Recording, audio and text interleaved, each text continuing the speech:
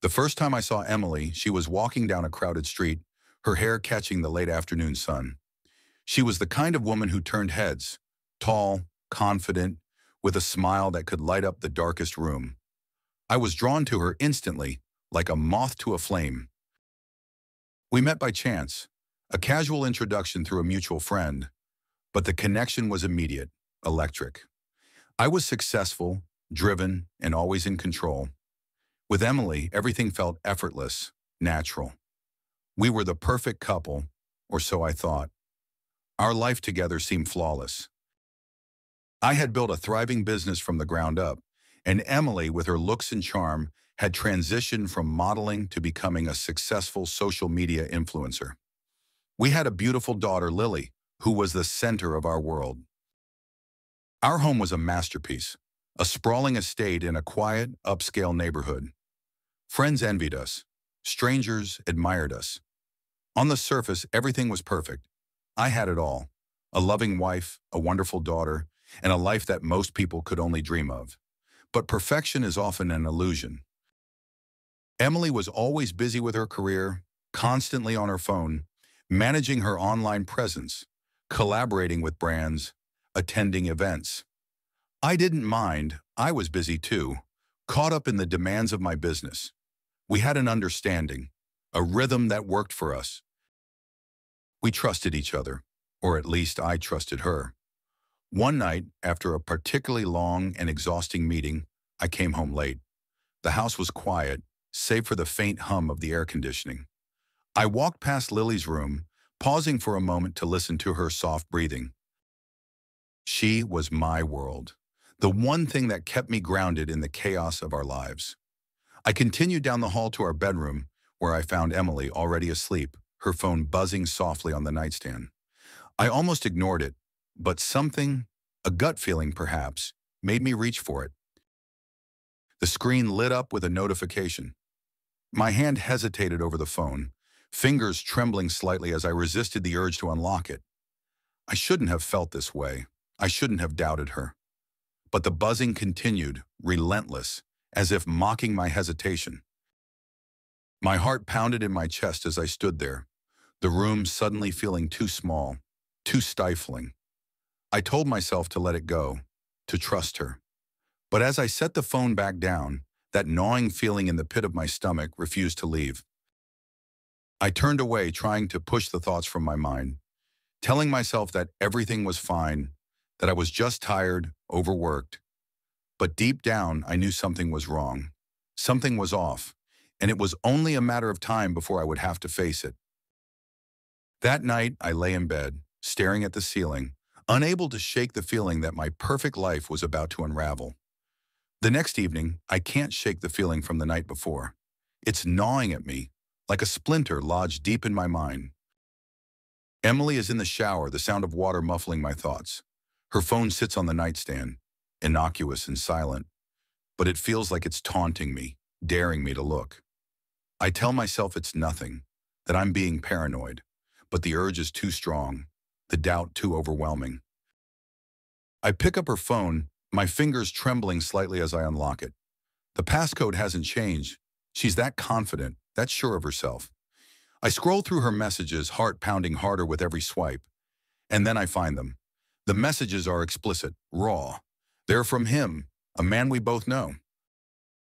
A rock star, someone we met casually at a party a few months ago. I remember thinking he was arrogant, full of himself, but harmless. Now I see the photos, the videos, the intimate exchanges. My stomach churns as I scroll through the images, her with him, in ways I never imagined. The worst part? The timestamps. These aren't old. They're recent, very recent. A new message comes in while I'm staring at the screen, paralyzed. I see it pop up. Last night was incredible. Can't stop thinking about you. My grip tightens on the phone as I feel a surge of anger. But it's more than that. It's humiliation, betrayal, a sense of everything I believed in crashing down around me. My perfect life, the life I'd worked so hard to build, is a lie. Emily's voice startles me. She's out of the shower, wrapped in a towel, her wet hair clinging to her shoulders. "What are you doing with my phone?" she asks, her tone casual, almost amused. I can't speak, can't even think straight. I just hold the phone up, the screen facing her, letting her see what I found. Her expression doesn't change. No guilt, no shame, just a cool, calculating look that chills me to the bone. "So now you know," she says, her voice flat. "That's all you have to say?" My voice is shaking, filled with an anger that I can barely contain. "You've been cheating on me and you don't even have the decency to be sorry?" She shrugs, her indifference slicing through me like a knife. "We haven't been happy for a long time. You're always busy with work, and well, I needed more than you were giving me." "More?" I nearly shout. "More than what? A beautiful home? A family? What about Lily? Does she mean nothing to you?" She finally reacts, a flash of something in her eyes. Anger maybe, or frustration. "Of course she does. But this isn't about her. It's about us." I'm seething, the betrayal burning through every nerve in my body. "You think this is about us? You think I care about what you want after this?" I throw the phone onto the bed, disgusted. "I'll make sure you never see Lily again." Her eyes narrow, and she crosses her arms, still holding the towel around her. "You don't get to make that decision. She's my daughter too, and I'll fight you if I have to." The room feels like it's closing in on me. I can't believe this is happening. Can't believe the woman I loved could do something like this. My mind races with thoughts of divorce, custody battles, the media circus that will surely follow. I feel trapped, cornered. I storm out of the room, needing to get away, to clear my head. I hear her call after me, but I don't stop. I can't be near her right now. Can't stand to look at her. I grab my keys and leave the house, slamming the door behind me. I drive aimlessly for what feels like hours, trying to make sense of everything. But the more I think about it, the more questions I have. How long has this been going on? Who else knows? And why didn't I see it?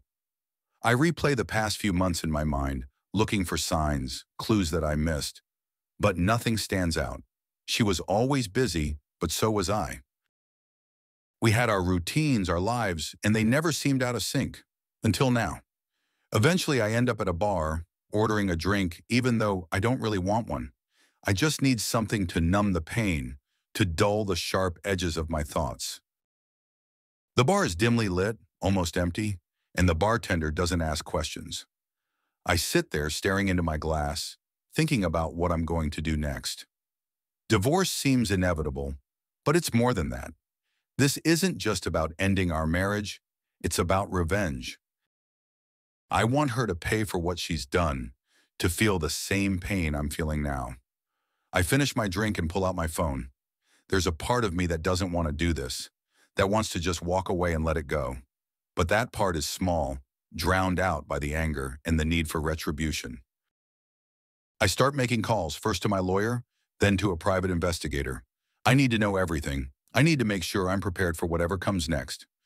By the time I get home, it's late. The house is dark, silent. I go to check on Lily, making sure she's asleep before I head to the guest room.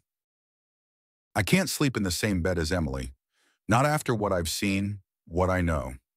As I lie there in the dark, staring at the ceiling, I realize that this is just the beginning.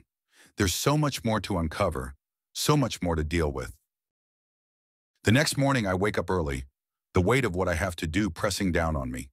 Emily is already up, acting like nothing happened, like everything is normal. She makes breakfast, sips her coffee, and scrolls through her phone, completely detached from the storm brewing inside me. I watch her, trying to understand how she can be so cold, so indifferent to everything that's happened. "I'm taking Lily to school," she says casually, not even looking at me. "No," I reply, my voice firm. "I'll take her." She raises an eyebrow but doesn't argue. "Fine." I watch her walk away, my mind racing with possibilities. I need to protect Lily from this, from the mess that's about to explode. But more than that, I need to dig deeper. This affair isn't just a fling. It's something more, something darker. There are too many questions, too many loose ends. Once Lily is at school, I start making my moves. I meet with my lawyer, laying out the groundwork for what's to come. He's thorough, precise, and already anticipating the battle ahead. Then I meet with the private investigator, a no-nonsense guy who promises to find out everything there is to know about Emily and her rock star lover. As I hand him a folder with all the information I've gathered so far, he gives me a look, a mixture of pity and determination. "Don't worry," he says. "We'll get to the bottom of this." I nod, but inside I'm seething. This isn't just about getting answers. It's about taking control. Emily thinks she's untouchable, that she can walk all over me and still come out on top. But she's wrong. I'm going to make sure of that. The days that follow are a blur of phone calls, meetings, and late nights spent poring over documents. I'm methodical, relentless, using every resource at my disposal to dig deeper into Emily's life. The more I uncover, the more I realize that this isn't just a simple affair. There's money involved, lots of it, and not just from her influencer deals. There are transactions that don't add up, accounts that shouldn't exist. It's like a puzzle, and with every piece I put together, the picture becomes clearer. This isn't just about Emily and the rock star. It's bigger, more dangerous. And as much as it scares me, it also fuels my determination. I'm not just fighting for my marriage anymore. I'm fighting for everything. I meet with the lawyer early the next morning. His office is cold, clinical, the kind of place where bad news is delivered with a practiced detachment. He listens to my story, jotting down notes, his expression never changing. When I'm done, he leans back in his chair and looks at me over his glasses. "Divorce won't be easy," he says. "With Emily's public image and her connections, this could get very messy. She'll fight tooth and nail, especially if she thinks you're trying to take Lily away." I nod, already knowing this. I'm not just here for a divorce. I need to gather evidence, everything I can about her affair, her finances, and anything else that might help my case. I need to be ready for whatever she throws at me. He considers this, then leans forward. "We'll need a private investigator, someone discreet, thorough. I know a guy who's good at this sort of thing." "Do it," I say without hesitation. "I want to know everything." We finalize the plan, and I leave the office feeling a mixture of determination and dread. This is just the beginning, and I know it's going to get ugly, but I have no choice. I have to protect Lily. I have to protect myself. Over the next few days, I dive into the task at hand. The private investigator, a no-nonsense man named Harris, starts digging into Emily's life. I focus on gathering financial records, looking for anything out of place. It doesn't take long before I start to notice discrepancies. Money moving in and out of accounts that I never knew existed. There are payments to names I don't recognize, large sums that don't make sense. I confront Emily one evening, my voice calm but laced with anger. "What's this?" I throw a stack of bank statements onto the kitchen table, watching her reaction carefully. She glances at them, then back at me, her expression unreadable. "What are you doing going through my things?" "You're hiding money," I say, my voice rising. "These accounts, where did they come from? What are you involved in, Emily?" She doesn't flinch, just crosses her arms and meets my gaze with a cold defiance. "You're paranoid. Those are my accounts, my money." "I don't have to explain anything to you." I step closer, my hands clenched into fists at my sides. "You're lying. This isn't just about your affair, is it? There's something else going on here. Something illegal." She scoffs, turning away from me. "You're delusional. You have no idea what you're talking about." But I do know. I can feel it in my gut. There's more to this than just infidelity. I need to dig deeper, find out what she's hiding. Harris continues his investigation, and the more he uncovers, the more dangerous this whole situation becomes. The rock star Emily's involved with isn't just some washed-up musician. He's connected to something bigger, a network of people who deal in more than just music. Drugs, money laundering, maybe even worse. And Emily is right in the middle of it. The realization hits me hard. This isn't just about a broken marriage. This is about survival. If I push too hard, if I expose too much, these people could come after me, after Lily. But if I don't, I'm leaving myself and my daughter vulnerable. I meet with Harris again, this time in a dingy diner far from my usual haunts. He slides a folder across the table, his expression grim. "You need to be careful," he says quietly. "These are dangerous people. If they find out you're digging into their business, they won't hesitate to shut you down. Permanently."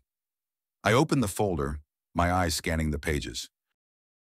Photographs, bank records, emails, all pointing to a criminal network that goes far beyond what I imagined.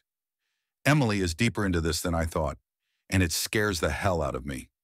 "What do I do?" I ask, feeling the weight of the situation pressing down on me. Harris leans back, considering. "You need to gather as much evidence as you can, but you also need to protect yourself. Document everything, keep it somewhere safe, and watch your back.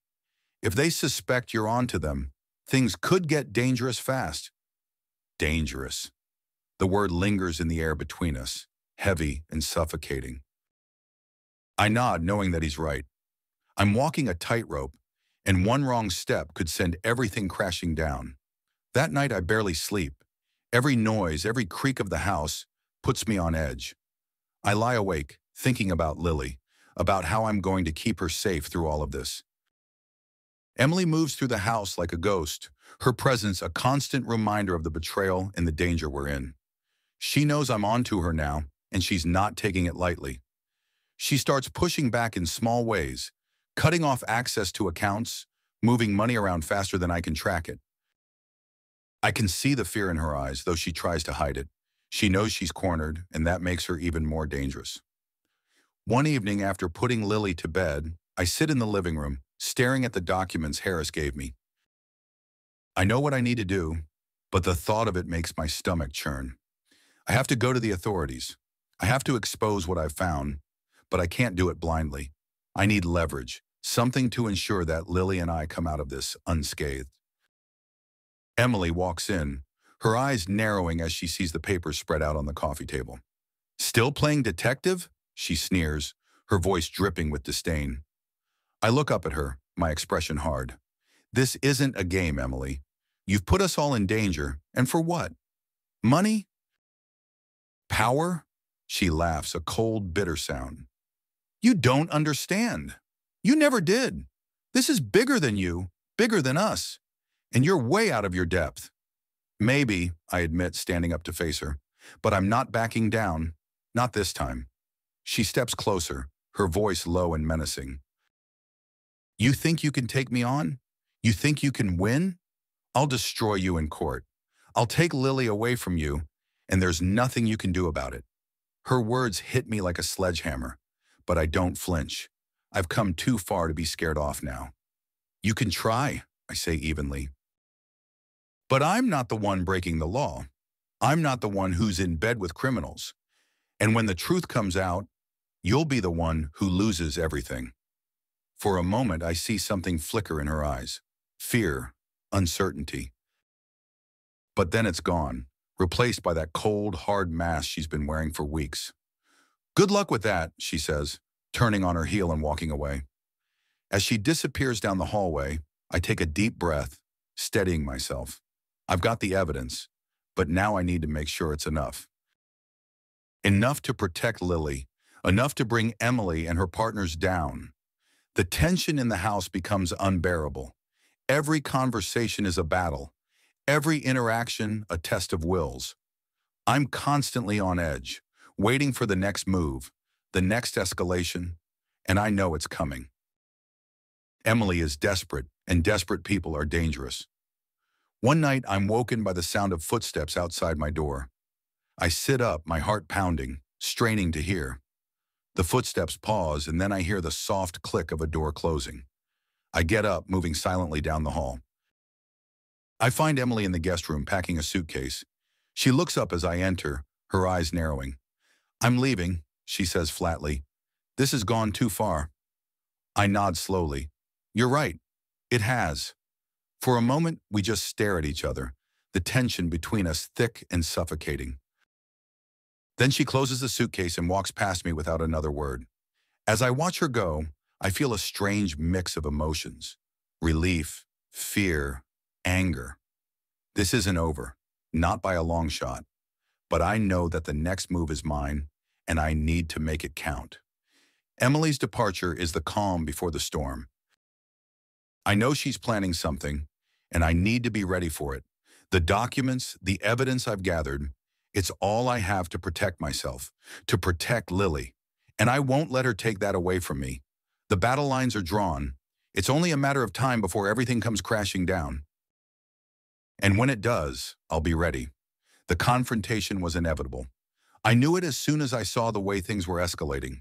Emily's defiance, her attempts to block my every move, she was growing desperate. And desperate people make mistakes. I decided it was time to take control, to confront the man who had turned my life upside down. I tracked down the Rockstar, Derek, to a seedy nightclub downtown, the kind of place where deals happen in back rooms, and the music is so loud you can't hear yourself think. I push my way through the crowd, my pulse pounding in my ears, and find him in a private booth, surrounded by sycophants and hangers-on. He looks up as I approach, recognition flashing in his eyes. He smirks, that infuriatingly cocky grin, as if he's already won. I can barely contain my rage as I stand over him, fists clenched. "We need to talk," I say, my voice low but filled with venom. He waves his entourage away and they scatter, leaving us alone in the booth. He leans back, crossing his arms, completely unfazed by my presence. "I was wondering when you'd finally show up. What's the matter? Emily not satisfying you anymore?" The comment is like a match to gasoline. I slam my fist into the table, the sound barely audible over the pounding music. "This ends now. You're going to leave Emily alone. You're going to disappear, or I'll make sure you regret it." He laughs, a cold, mocking sound. "You think you can scare me? You have no idea who you're dealing with." I lean in closer, my voice a dangerous whisper. "I know exactly who I'm dealing with, and I know what you're involved in. The drugs, the money laundering. I've got enough evidence to bring you down." For the first time, I see a flicker of uncertainty in his eyes, but it's gone as quickly as it came. He narrows his gaze at me, his tone darkening. "You're bluffing. And even if you're not, you're in way over your head." I don't flinch. "Try me, because if you don't back off, I'll take everything you've worked for and burn it to the ground." There's a tense silence between us, the air crackling with hostility. Then, without warning, he lunges at me. I'm not prepared for the sudden attack, and his fist connects with my jaw, sending me reeling backward. I crash into the table, pain exploding through my face. But I don't back down. I retaliate, swinging wildly, landing a punch that catches him in the side. We grapple in the dim light of the booth, a violent tangle of limbs and fury. The world around us fades, and all that exists is the need to make him pay. Blood runs down my face and I feel his grip tightening around my throat, but I refuse to give in. I think of Lily, of everything I'm fighting for, and with a surge of adrenaline, I break free, shoving him away with all the strength I have left. He stumbles back, breathing heavily, a mix of shock and anger on his face. "You're insane," he spits, wiping blood from his lip. "You're going to regret this." I stand tall despite the pain and glare at him. "Get out of my life. Get out of Emily's life, or I'll make sure you regret it." He doesn't respond, just glares at me, then storms out of the booth, disappearing into the crowd. I watch him go, my body trembling with adrenaline, pain radiating from every bruise. But I don't care. I've made my stand, and now it's up to him to decide what happens next.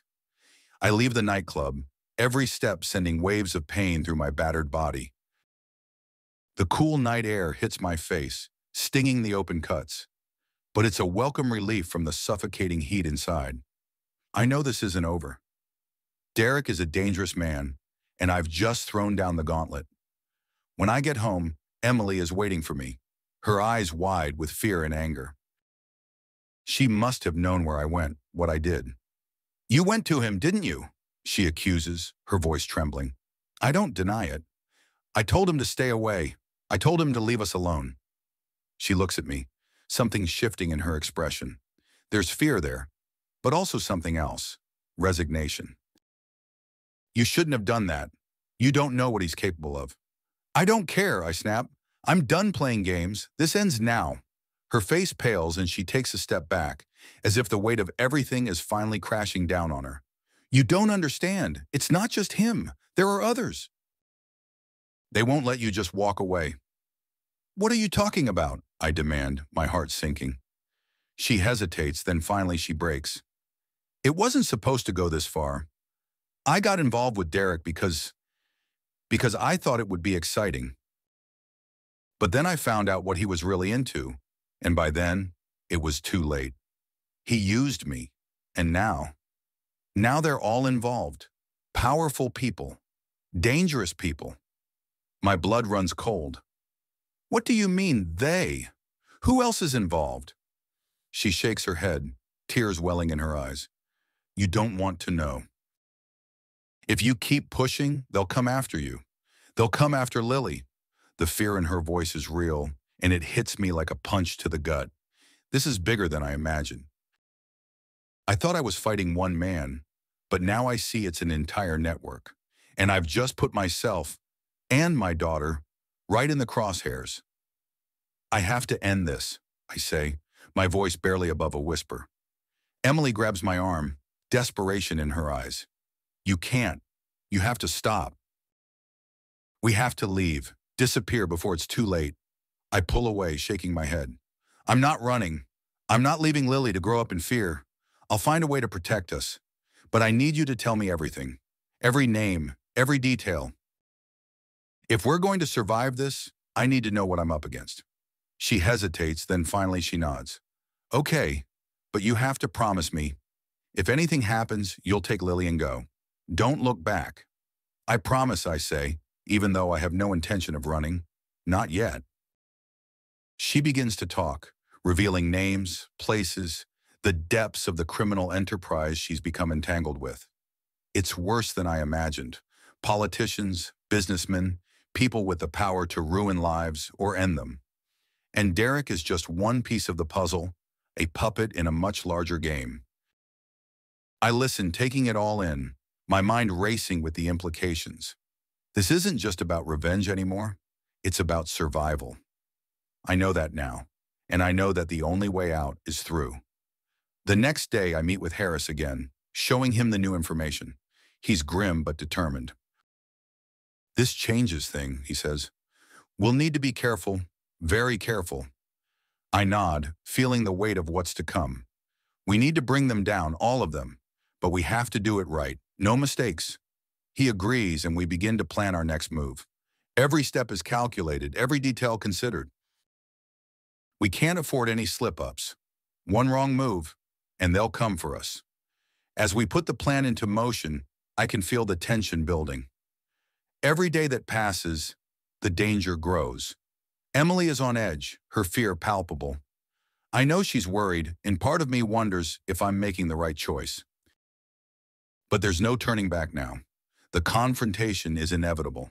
I'm prepared for it, ready to face whatever comes. But as the pieces fall into place, I realize that I'm not just fighting for my life. I'm fighting for my daughter's future, for the chance to rebuild what's been shattered. And when the final confrontation comes, I'll be ready, no matter the cost. I sit across from Emily in the dimly lit interrogation room, the air thick with tension. She's a shadow of the woman she once was. No makeup, her hair disheveled, eyes hollow. I watch as she fidgets, unable to meet my gaze. The weight of her confession hangs between us, and I know there's no going back. You did the right thing, I say quietly, breaking the silence. She looks up, her voice barely a whisper. Did I? I've ruined everything. Our family, Lily's life. I shake my head. You didn't ruin anything. The people who dragged you into this, they're the ones responsible. You made a mistake, but you're trying to make it right now. That's what matters. She lets out a shuddering breath, tears welling up in her eyes. But it's too late. They'll come after you, after Lily. I can't protect you. I lean in closer, my voice firm. We'll protect each other. I've already handed over everything to the authorities. They're building a case. We're going to bring these people down, but we have to be smart. She nods, wiping away her tears, trying to compose herself. What happens now? Now, I say, we wait, and we stay strong for Lily. The days that follow are a whirlwind of activity. I work closely with the law enforcement team assigned to the case, providing them with the evidence Emily and I have gathered. It's a delicate operation, and every step is fraught with danger. The network we're up against is vast, with connections in high places, but we have leverage, enough to make them cautious, to buy us time. The trial is a spectacle, the media latching onto every detail of our lives. They paint Emily as a femme fatale, a woman who fell from grace. Her scandalous affair with Derek, the rock star, splashed across every headline. They dig into our past, our marriage, dissecting it for the world to see. I do my best to shield Lily from the worst of it, but there's only so much I can do. She's too young to fully understand what's happening, but she knows something is wrong. The once peaceful home we shared is now a battleground, memories of happier times overshadowed by the chaos that surrounds us. I try to be there for her, to reassure her that everything will be okay, but the truth is, I'm scared. Scared of what's coming next, of what this trial will cost us. In court, Emily takes the stand, her voice steady as she recounts everything. The affair, the criminal activities she was drawn into, the threats she faced. It's brutal hearing it all laid out like that, but it's necessary.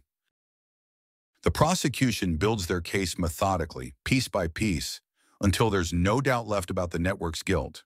But the defense is ruthless, attacking Emily's character, trying to discredit her testimony. They paint her as a manipulative woman, someone who used her looks and charm to get what she wanted. They insinuate that she was a willing participant, that she enjoyed the power and the money. I can see the toll it takes on her, but she holds her ground, refusing to break under the pressure. The days in court are long, exhausting, and the strain on all of us is immense. But the worst part is the waiting. Waiting for the verdict, for the final decision that will determine our future. I try to keep my focus on Lily, on getting through each day, but the anxiety is always there, gnawing at the edges of my mind. Finally, the day comes. The courtroom is packed, the air thick with anticipation. The judge reads the verdict, and when he declares the guilty parties, there's a collective gasp. Justice has been served, but it comes at a high price. Emily is sentenced to time served and probation, her cooperation with the authorities earning her some leniency. But her reputation is destroyed, her career in shambles. She'll never be able to rebuild what she once had, and she knows it. As she's led away, she turns to me, her eyes filled with regret. "I'm sorry," she says, her voice barely audible, "for everything." I nod, unable to find the words. There's nothing left to say. With the trial over, the media slowly moves on, finding new scandals to chase, new lives to dissect. But for us, the damage is done. Our once beautiful home feels like a tomb, every room haunted by the memories of what we've lost. I gain full custody of Lily, but it's a hollow victory. She's been through so much, seen so much, and I worry about how it will affect her in the years to come. I do my best to create some semblance of normalcy for her, to be the father she needs, but it's hard. The shadow of what's happened lingers over us, a constant reminder of how fragile life can be. Emily is a broken woman, living under the weight of her choices. We don't talk much after the trial. She's trying to rebuild her life in some small way, but it's clear that she'll never fully recover.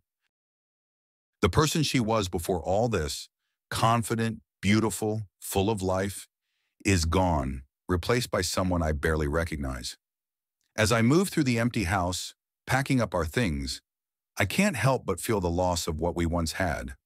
It's not just the material things, the house or the money. It's the trust, the love, the life we built together. All of it destroyed by lies, betrayal, and greed.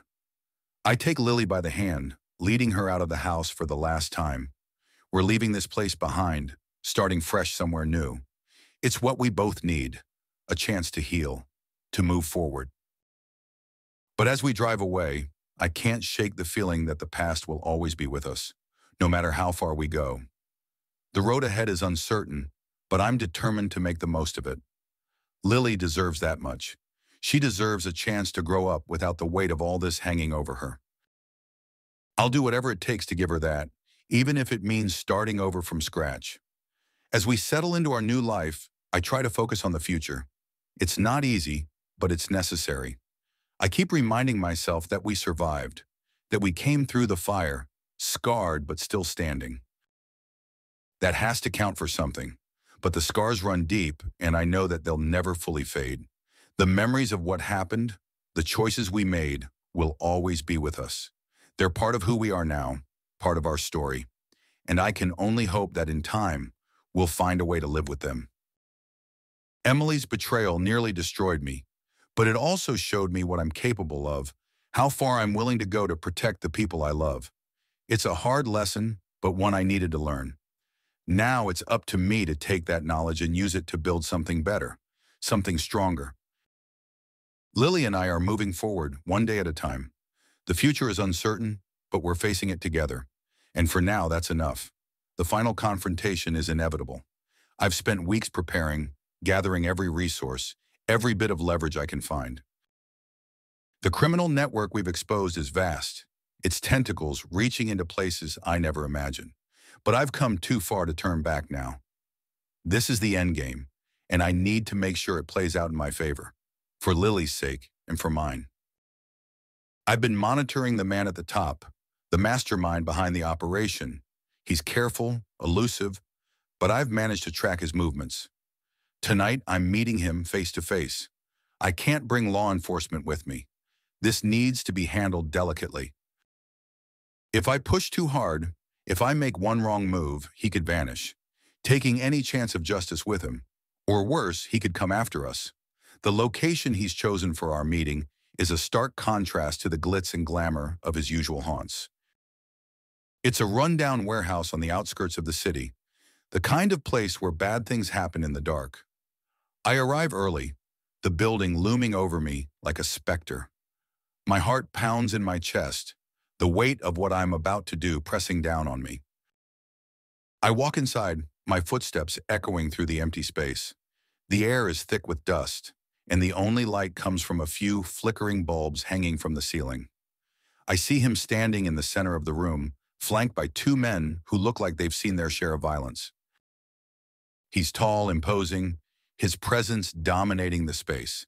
This is the man who orchestrated the destruction of my life, who used Emily and nearly ruined everything I hold dear.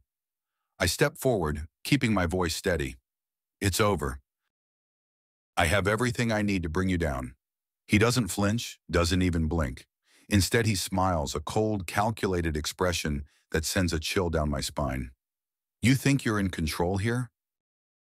You're a pawn in a game that's far beyond your understanding. I hold my ground, refusing to be intimidated. You've underestimated me. I'm not here to play games. I want you to back off, to leave us alone. In exchange, I'll keep what I know from the authorities. He laughs, a low, menacing sound that echoes through the empty warehouse. And what makes you think I care about your threats? You're nothing to me, a nuisance easily dealt with. I expected this. He's confident, arrogant, used to getting what he wants through intimidation and fear. But I've come prepared.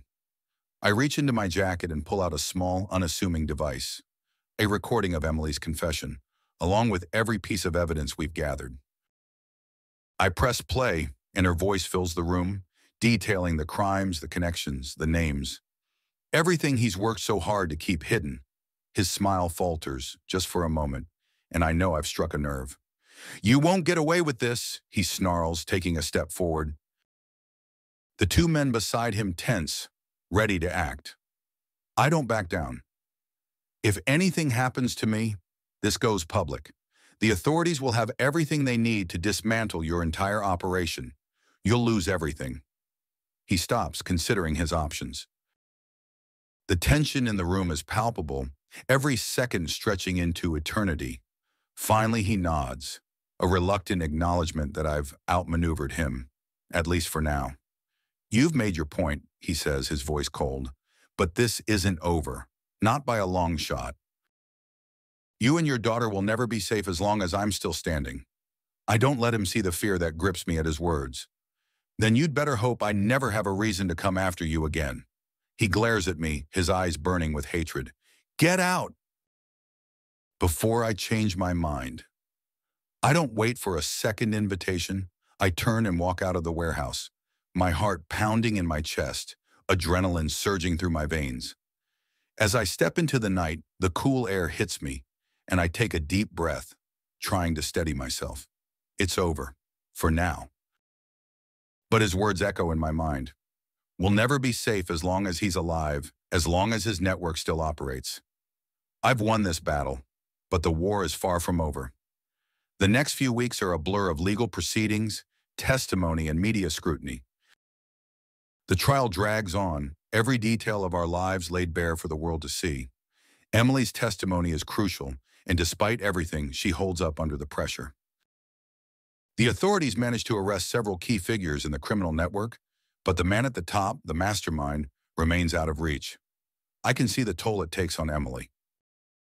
She's a shadow of her former self, the confident, vibrant woman I once knew reduced to someone who's just trying to survive each day.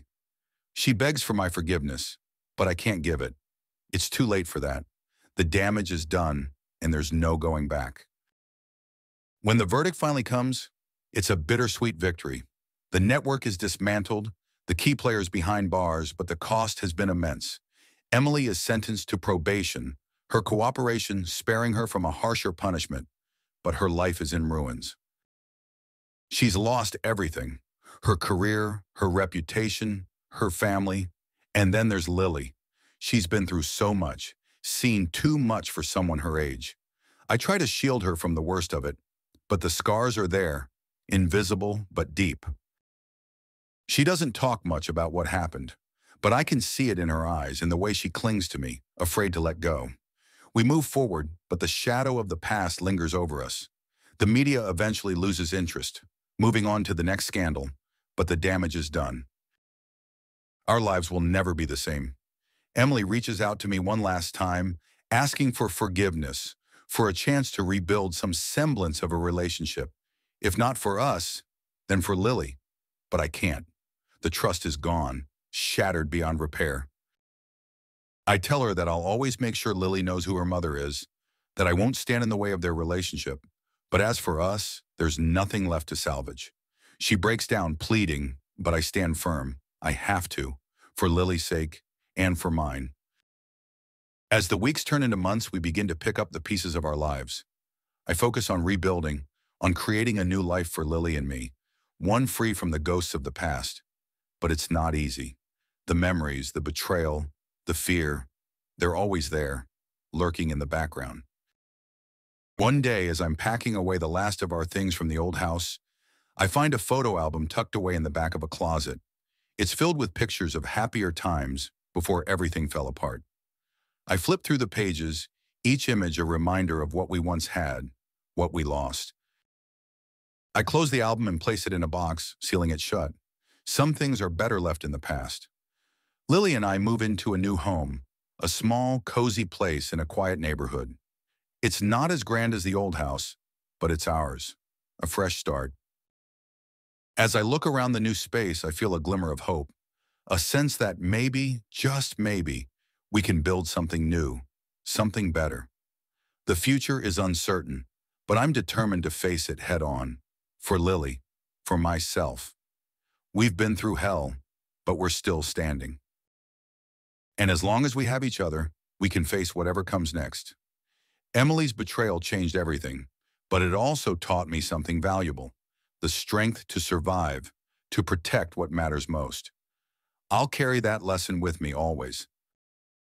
And as we step into our new life, I know that we're stronger now, ready for whatever the future holds. In the aftermath, I find myself sitting alone in the quiet of our new home, reflecting on everything that has happened.